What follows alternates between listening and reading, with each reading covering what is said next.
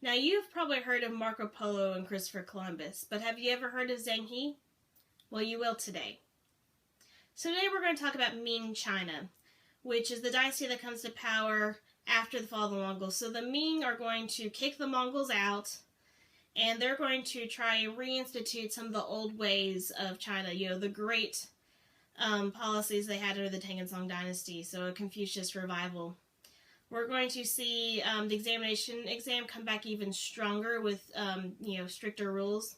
But we also start seeing a greater gap between the rich and the poor. We will see a commercial boom under the Ming Dynasty, as well as new crops coming in that lead to population growth as a result of the Columbian Exchange. So maize, peanuts, sweet potatoes are going to come in, and that's going to lead to more population growth.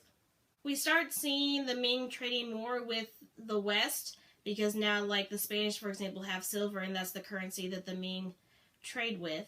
The Ming Dynasty goes on their own little period of exploration with Zheng He, who is a Muslim Chinese explorer, and he's going to go to areas such as Persia, Saudi Arabia, and Eastern Africa, along the Indian Ocean trade routes.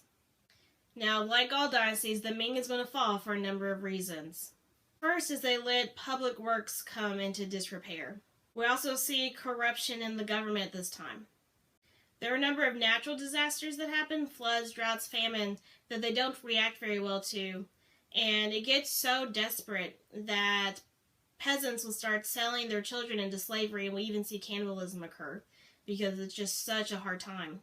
The Portuguese are going to come into the Ming Dynasty around the time of the fall, and they want to institute, Christian missionaries in there and have more trade influence. And at first this is encouraged by the Chinese, but when the Portuguese start having too much influence, they end up banning everything the Portuguese are doing and become isolated from the West until they themselves become, indirectly colonized during imperialism. That's it for the Ming Dynasty. I'll see you next time.